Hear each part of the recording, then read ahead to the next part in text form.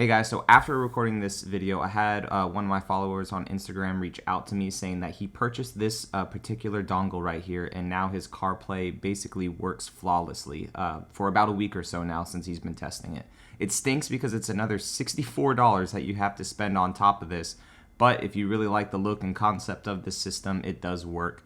I will leave his Instagram and the link to this product down in the description for you guys. It just sucks you have to spend another $64 on a product that should have worked in the first place, which I go into that rant in this video.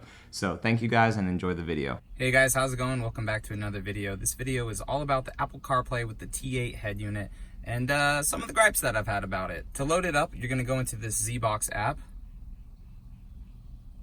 No USB found. And this pops up every single time. Yes, used by default. Okay. I have gone into settings, tried to figure that out, but it is still always doing that. Gonna go ahead and plug our phone in. So it's starting to connect. It's coming up.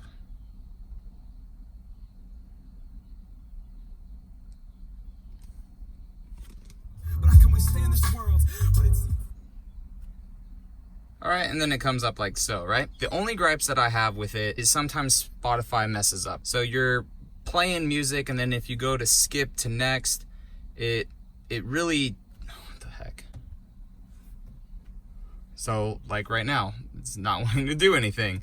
So it's, yeah, I don't even know what this is. So if you go to skip next and it takes a while, sometimes when the system starts to really get lacking, you'll click next. It'll go for like 5 or 6 seconds before it finally changes the station. Another thing is when you have stuff going, you can see definitely how glitchy it is. So if you have stuff going right, just do a podcast here. What time am I going to help you set up on Thursday? And then if you go into, so the podcast is running, you can see, man, it's super glitchy right now. I'm glad it's being this bad. So if you go into Google Maps or something like that, everything's working, right? I'll leave right then. And I said, dude. So it's working good. But if you go, let's say, like into satellite view. Then it called you. So I normally and you'd be looking, but normally at that point you hear how it glitches. So genuine.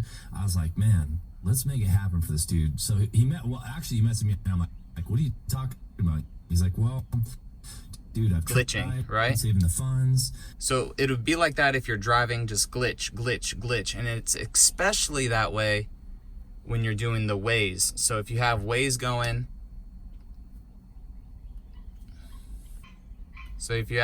trying to go. So Jake drove straight through the night, slept in his car in the industrial parking lot, was there 2 hours before. And it's moving like that as well. I can't do it obviously because I'm stationary right now, but if your car's driving on Waze, it'll start to glitch Spotify or podcast or whatever it is that you're listening to music on. Another thing is if you have, I'm not sure how regular radio is, but if you have the radio going, right? So if you have the regular radio going and you go back into ZBox, and I asked for I'm not sure if with regular Apple CarPlay, if you can have the radio going at the same time as you have Apple CarPlay going. I'm not 100% sure, but it cuts the radio out in lieu of whatever is going for Apple CarPlay. So basically, you guys, I mean, using Waze, you would think it would be cool, but you can't really use it on this and without it like glitching all the time. So it glitches pretty bad for me. Other people say, well, just go home and just use Waze or Google Maps on this. It's like, no, you shouldn't have to do that when you're paying $475. You should be able to go into here and utilize everything the proper way that it was meant to be used. So other than that, guys, it works okay. It is very glitchy. So what Car Trim Home's result for that was, well, stop background updating, which I don't do because I don't have this thing tethered basically to my phone all the time. They said turn off notifications.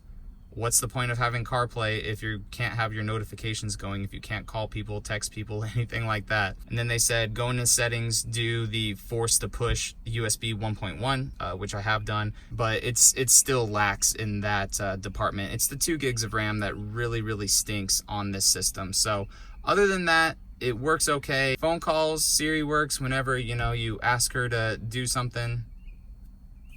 Create a new one. Send a message. Who do you want to send it to? My wife. What do you want to say? Hello.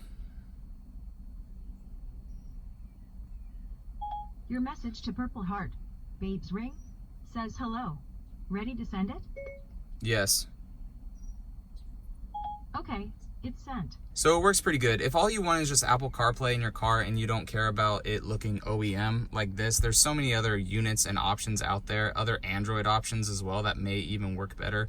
But like I said, Apple CarPlay is this head unit's quote-unquote saving grace, but it still does have its downfalls. Spotify is pretty glitchy sometimes, especially if you just want to try to load something. It's pretty glitchy, so now we have a lot of stuff going. So yeah, guys, I figured I'd just make this video real quick about the Apple CarPlay for the vehicle. If this video was helpful for you guys, go ahead and give it a thumbs up, and I will catch you all in the next one. All right, see you later.